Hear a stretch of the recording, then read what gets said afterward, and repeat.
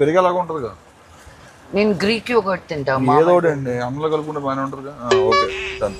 Basic curd, natural yogurt, Greek yogurt and skyr yogurt. Market లో ఈ మధ్య curd పేరుతో చాలా ఫ్యాన్సీ ప్రొడక్ట్స్ వచ్చేసాయి. చాలా మందికి ఈ నాలుగిట్లో ఏది బెస్ట్, ఏది వాడాలా అని కన్ఫ్యూజన్ ఉంటుంది. ఈ వీడియోలో మనం డిసైడ్ చేసేద్దాం. ఫస్ట్ ఆఫ్ ఆల్, ఈ నాలుగిట్లో మీరు ఏది వాడినా మీకు వచ్చే మెయిన్ బెనిఫిట్ ఒకటే, అదే మన గట్ హెల్త్ అన్నది ఇంప్రూవ్ అవ్వడం. బికాజ్ ఈ నాలుగిట్లో ప్రో బ్యాక్టీరియాస్ ఉంటాయి. అది మన డైజెషన్ ని ఇంప్రూవ్ చేసి మన స్టమక్ ఎప్పుడు కూల్ గా ఉండేలా చూసుకుంటుంది అనమాట. ఈ నాలుగిటికి ఉన్న డిఫరెన్స్ ఏంటంటే ఇందులో ఉండే బ్యాక్టీరియల్ స్ట్రెయిన్స్ అండ్ ఇది ప్రిపేర్ చేసే విధానం. ఈ బేసిక్ కర్డ్ అన్నది న్యాచురల్ ఫర్మెంటేషన్ ద్వారా మనం ఇంట్లోనే ప్రిపేర్ చేసుకోవచ్చు. ఈ యోగర్ట్ అన్నది ఫ్యాక్టరీలో ప్రిపేర్ చేస్తారు. ఇందులో specific strains of bacteria and specific క్వాంటిటీని యూజ్ చేసి ప్రిపేర్ చేస్తారు. ఈ కర్డ్ కంటే ఇది కొంచెం థిక్ గా, కొంచెం క్రీమీగా ఉంటుంది. ఈ గ్రీక్ యోగర్ట్ అన్నది ఈ యోగర్ట్ ని ఇంకొంచెం స్ట్రెయిన్ చేసి వేని మొత్తం రిమూవ్ చేసి ఇంకా థిక్ గా తయారు చేస్తారనమాట. ఇందులో ప్రోటీన్ కంటెంట్ అన్నది చాలా ఎక్కువ ఉంటుంది.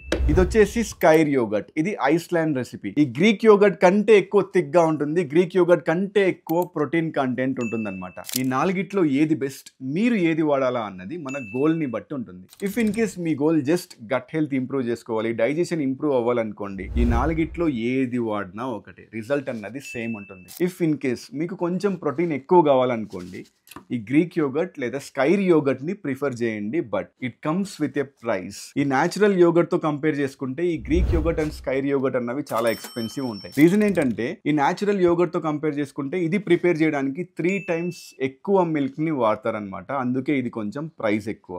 ఫైనల్లీ ఇవన్నీ సేమ్ ఫ్యామిలీనే బట్ విత్ డిఫరెంట్ స్ట్రెంగ్త్స్. మీరు ఏది ప్రిఫర్ చేస్తారో కింద కామెంట్స్ లో మెన్షన్ చేయండి.